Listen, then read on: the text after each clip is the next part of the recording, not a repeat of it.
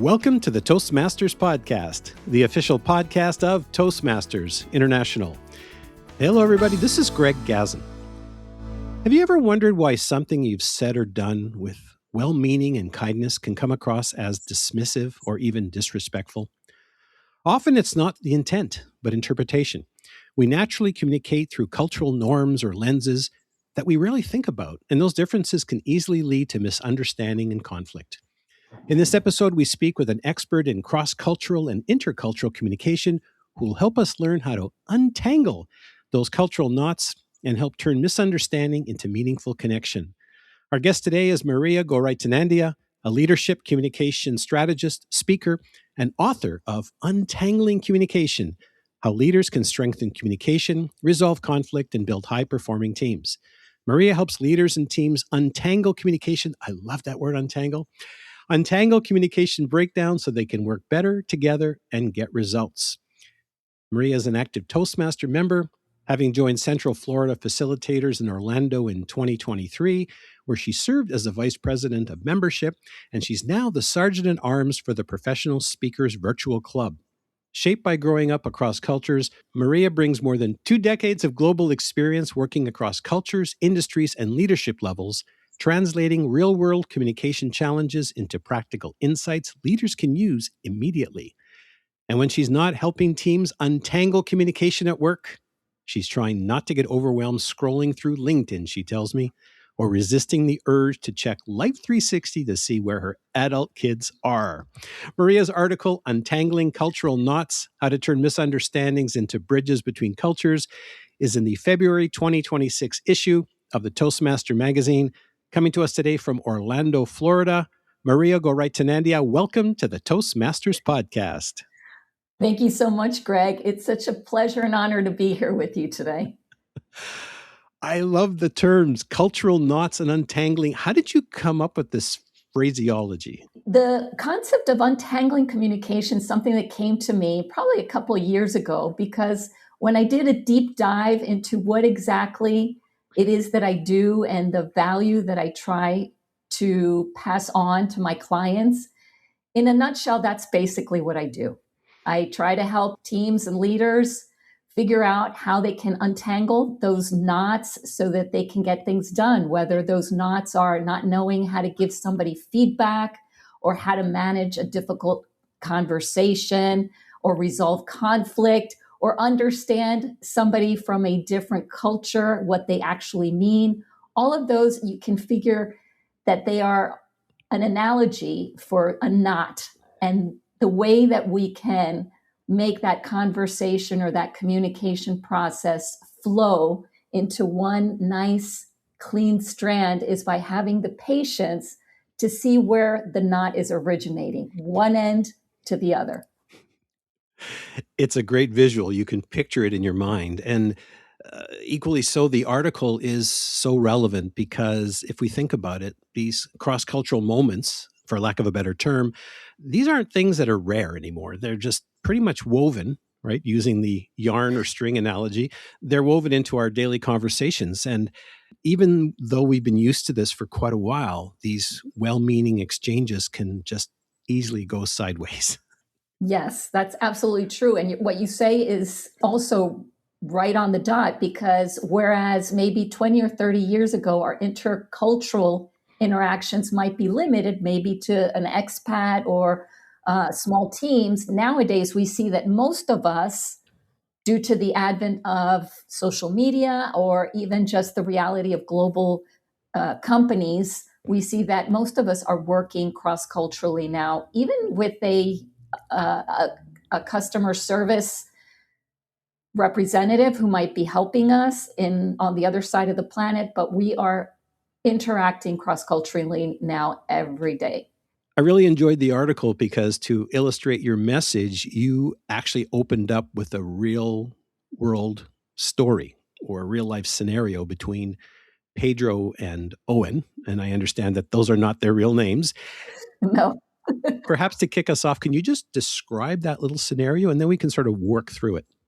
Yes. The story started out because I was coaching, we'll call him Pedro. he was an executive who was going to be completing a foreign assignment for a few years in the US. He's originally from Mexico. And he was telling me that on a recent business trip, he needed to get something approved by one of his American colleagues. He ran over to the office of Owen, who was sitting there behind his desk speaking on the phone. Pedro thought he would be justified in walking into his office after Owen didn't make eye contact with him and tapping him on the shoulder and putting some papers in front of Owen. Owen did not respond how Pedro would have liked and pretty much told him that he was busy speaking on the phone and and he turned his back to Pedro, and Pedro was extremely hurt and offended because he felt that Owen just didn't care about anything. And from then on, Pedro decided to avoid Owen at all costs. So it was one of these situations where sadly there was a cultural misunderstanding which escalated to the point where the whole professional relationship was being affected. So one interaction can make a huge difference. So in your mind, who was rude and what were Pedro and what were Owen seeing or hearing? That is the $1 million question, because when I tell anybody about this story, I will have the Pedro team of people who will say, oh my gosh, Owen was so insensitive, and how could he turn his back on his colleague? He was so rude. Where is his empathy? And then I'll have the Owen team who say, oh my goodness, Pedro was so rude. What does he think? Getting in Owen's face. That was so disrespectful. Doesn't he understand that you can't just come in and invade somebody's privacy in their space? So it comes down to, what is it that you are giving more priority to when it comes to your cultural values, which sometimes we don't even realize we have, because culture is not something we're born with. It's something that we learn and we share. And it usually starts from your family, and then it expands outward to your community, your school, all the people who surround you. And you are like a fish in water. Your parents and your friends and your teachers, they teach you what is respectful and what is not. Because let's face it, we all understand the term respect. It may be a universal concept. Mm-hmm. But how do you show respect to somebody else? That's where you get into trouble, because what can be respectful to you can be disrespectful to me, because these are the norms and patterns that I follow within my society and my community to show respect. Whereas in this culture or this community, it actually is the opposite. Anything from interruptions to body language to eye contact, all of these things vary immensely, and they carry such heavy meaning. Are there fundamental differences in the two cultures, maybe in the workplace culture? Well, when it comes to differences, there are fundamental, as you say, differences between different perceptions and priorities that different cultures give different situations. For example, there are cultures that give priority to task. They're more task-oriented, more doing-oriented, especially in a work environment. You also have cultures that tend to be more relationship-oriented. So what does that mean? It doesn't mean that a task-oriented person doesn't care about other people or relationships. It simply means that when it comes to their communication style or what they give priority to, is going to be pragmatic and practical, having more respect for time and privacy, as was the case with Owen, and that's what they're going to value. Whereas somebody who's more relationship-oriented will be very focused on creating rapport, having, I would say, even saving face, being careful with how things are said, how they're worded in order to keep harmony with the other person. And then the secondary thing will be getting to the task or the objective. In this case, we can see Pedro was assuming that Owen would have his same values and would give priority to his obvious anxiety about getting something done that was on a deadline. And he figured that he would have priority over the conversation Owen was having over the phone. And he was bitterly disappointed when that wasn't the case. Whereas Owen was giving priority to certain structure because, again, he was focusing on task. His assumption was that Pedro would understand that he was first taking care of the person on the phone and that Pedro couldn't assume that he would be able to jump in front of the queue to get an answer from him. These kind of things usually are the ones that can cause conflict if you're going on different assumptions as to how you're going to be interacting with somebody. And you have different cultures that tend to be more naturally oriented towards relationships, like most of Latin America, Asia, Africa. We've got a lot of different countries that tend to be a little bit more relationship oriented. And of course, we've got more task oriented cultures, US, Canada, parts of Western Europe. It simply means that the priority, again, all of these things that we've learned and shared with our culture are going to be coming out into the forefront when we interact with other people. What you're sharing here about different cultures, it sounds like it can also apply not necessarily to cultures, but it could also apply to diversity. It could also apply to generations, it sounds like. Yes, for sure. It's very interesting when it comes to even among men and women. There have been many sociologists in the past that have talked about, like Deborah Tannen and many others, that talk about how women tend to be socialized to give priority to relationships. Men tend to be socialized in a way to give more importance to tasks. And that's, I don't know if you remember, like 20 some years ago, that book, Men Are From Mars, Women Are From Venus. Remember that? Dr. John Gray. Yeah. Yes. So you find that even there, you can see that there are differences also with culturally, that's part of culture as well, that you can see how men and women might differ in the way that they approach conversations. And of course, the generational aspect as well. One of the things I mention in my book is precisely that generational element when it comes to synchronous versus asynchronous communication. We find that with the advent of the cell phone and social media, people started migrating towards asynchronous communication and multitasking. So I send you a little message, and in the meantime, I'm doing something else, and then I'll come back. I can crowdsource my response to you if I want to be more clever. Ultimately, there's pros and cons to this type of shift in communication. I remember reading Harris and Grammarly put together a poll on the state of business communication a couple of years ago. It stated that there is, in the United States, there is probably a $1.2 trillion waste in bad communication because people are probably wasting about 8 hours out of their week on written communication that goes nowhere. So I think that with the millennial generation, the heavy emphasis on written communication via text and other platforms made it so that it was a lot more comfortable to send that text and be done with it rather than have the continuity that Gen Xers and boomers had with the real-time communication. And there are also articles that talk about this phone phobia where millennials, probably maybe millennials are getting over it, but still, like millennials, Gen Z, they actually get a little nervous about having to perform on real time and deal with it, for example, with a stranger or resolve a problem over the phone with somebody they don't know. And let's not get into the hashtags and the emojis. Or the okay boomers. So the situation with Pedro and Owen, what was the result? What happened? In my conversation with Pedro, the first step was basically to let him understand that even though he felt very betrayed or hurt by Owen's behavior, it wasn't that Owen was the bad guy. It was just that his expectations had been unrealistic. Mm-hmm.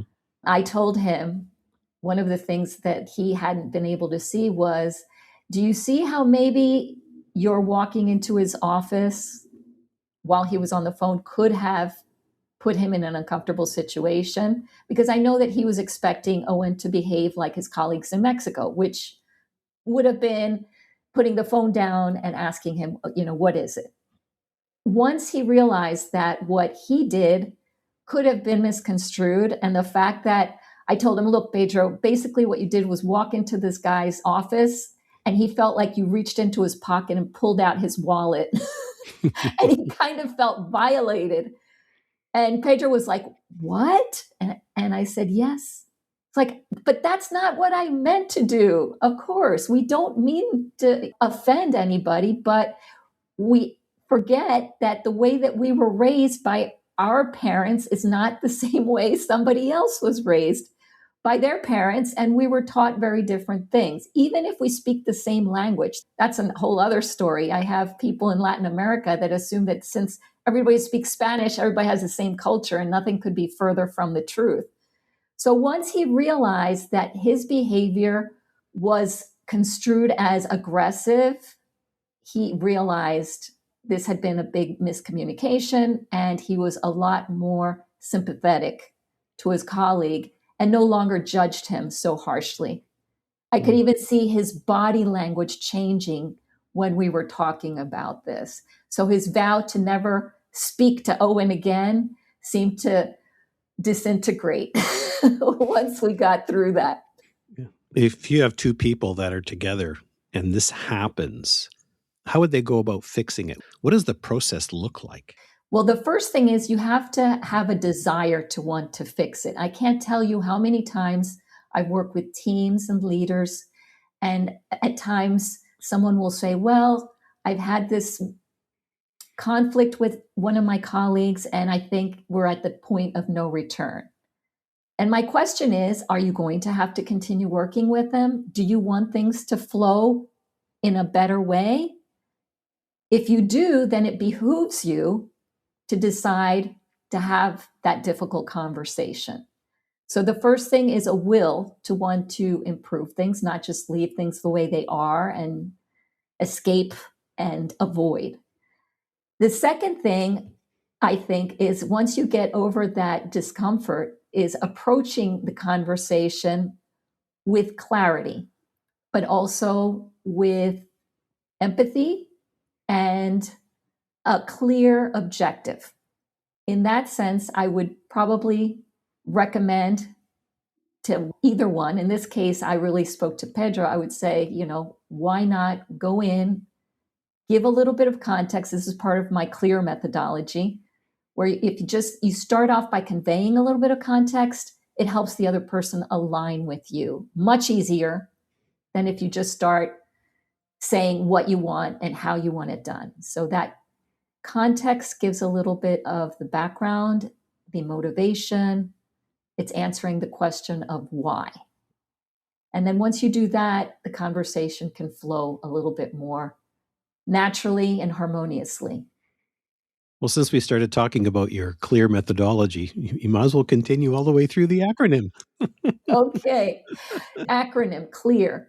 You start out first with that context, the why. That first step makes things a lot easier, just because if you skip that, then you're pretty much just jumping into the what and the how. Mm-hmm. So starting out with that, for example, in this case, Pedro might be able to say to Owen, I really would like for us to have a conversation. I feel we might have gotten off the wrong foot.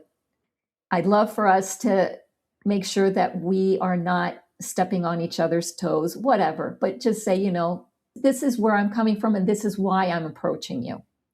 Once you convey your context, you're ready to listen to the other person to see what they have to say and listen with empathy. So asking lots of open-ended questions helps you understand the other person's point of view. Of course, making sure that as you are listening, you can paraphrase or use your own words to draw the next point. It's a dynamic process of listening and asking questions. That's the listen and empathize piece. As you are listening, there's probably going to be information coming into your brain, which is going to help you shift your perspective. So that's where you're going to start to adjust. There's the A, yeah. That's the A. You're adjusting and understanding something you may not have understood before.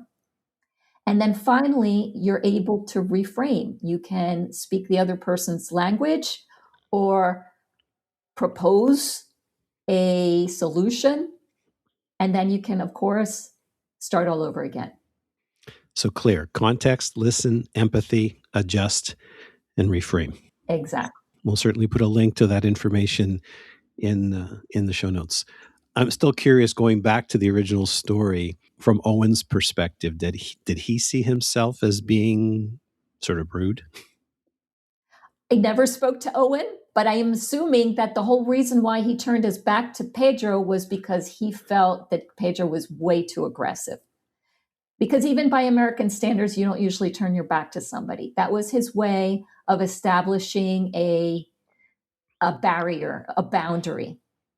He just felt like this guy just walked in, got in his face, and was demanding his attention. And he probably felt like he was the wronged party. Maybe if I had a chance to speak to Owen, do you think you were rude in turning your back to Pedro? He may say, well, okay, yeah, maybe it was, but this guy was just too intense and I had to get away from him. So that would be my assumption without having the benefit of speaking to Owen. So much for the open door policy. Right. And this is the thing. And as an American, I think I'm allowed to say this. We tend to say, oh, open door policy, come in anytime. But it comes with certain caveats, right? Because even if the door is open, there are exceptions. And in this case, I had to explain to Pedro, when Americans say open door policy, if they're talking on the phone, it means there's an invisible force field on their door and you can't just walk in. You have to make eye contact from outside and wait for them to make some kind of nonverbal gesture that it's okay to come in. And he's like, well, how am I supposed to know that? And I said, well, see, that's the thing.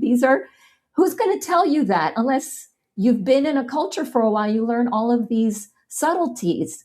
Nobody knows everything. It's like a big iceberg. There's only the stuff that's above the surface, which is kind of small and which you can observe with your eyes or pick up with your five senses. But you've got the huge segment that's underneath the surface, which takes years and lots of experience to learn and figure out. Yeah. Sometimes you can use hand signals, or a former colleague and good friend of mine, Harvey Taphorn, who lives in Calgary, we were sharing an experience. He was sharing an experience about how when he was in an office environment and they did have that open door policy, but he needed his own personal time where if he was in the middle of something, he wasn't to be disturbed. So he put headphones on. People knew that if they walked up to his office and he had the headphones on, it's not now, come back later. And that actually worked. I've heard that. I've heard other people say the same thing. It kind of looks like you're talking to somebody on the phone. And nowadays that's basically what you do. But it also signifies, give me a little time. Because sometimes here's the thing, in Mexico, people might feel embarrassed to turn somebody away because it's relationship oriented. So sometimes you actually have somebody who's actually on the phone and they'll wave somebody in. But the assumption is, and you can go the other way, and I've heard of this too, where they'll say, sure, come in.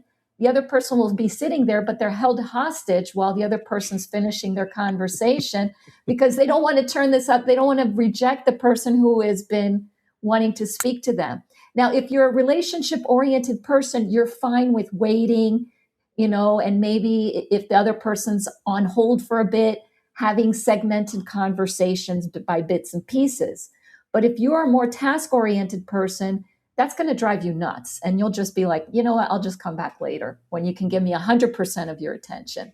Relationship-oriented cultures are fine with doing 50% of your attention or 30% of your attention. Task-oriented cultures want 100% of your attention. And that's where the big difference lies. And we could see it with Owen. Owen was like, no, you're not allowed to have 50% of my attention because I owe it to the person on the other side of my phone conversation to give them 100% of my attention. You can't just come in and yank 50% of my attention away from this person. That's like stealing from them. It's either black or white, and there's no 50 shades of gray. Exactly. Exactly. I'm just curious. You mentioned how you came about your branding, but I'm curious. You grew up in a very multicultural environment. You lived in Mexico and you lived in the United States. I'm just curious, did you have a moment that led you onto this path? Oh, Greg, I've had so many like foot in my mouth moments you would not believe. But I grew up as what some people call a third culture kid. My father was an executive, a finance executive who got transferred around a lot when I was a child. So I made lots of mistakes all the time. You have to learn how to laugh at yourself and not take yourself too seriously and be resilient and be willing to learn and move on. I think one of the things that I observed was that my dad had a hard time when he lived in Mexico because he was a Cuban man. And even though he spoke Spanish, he went in with lots of assumptions, thinking that Mexicans would be just like Cubans. And nothing could have been further from the truth. When he had those difficult moments where people wouldn't understand him and he couldn't understand others, I remember him complaining. And one of the things he would complain about was that people were too sensitive in Mexico because his style was very blunt and direct, as Caribbeans tend to be. And when people would not respond very well or would be annoyed or angered or give him the cold shoulder, he'd be like, what do I gotta, you gotta treat people with baby powder here. What the heck? What's going on?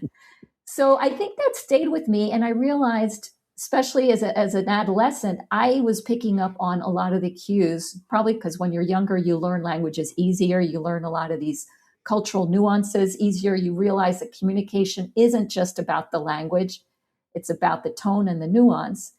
And probably as I have developed in my professional career, there's part of me that wants to reach out and help the executives like my dad to make their lives easier and untangle those knots to make things a little bit easier for them so they can move forward and achieve the objectives that they establish for themselves and for their teams.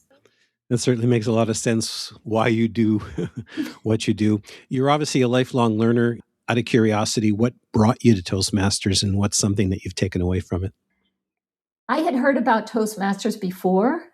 In this stage in my professional career, I decided to explore speaking to larger audiences besides my corporate clients. I realized that, for example, keynoting is very different than training.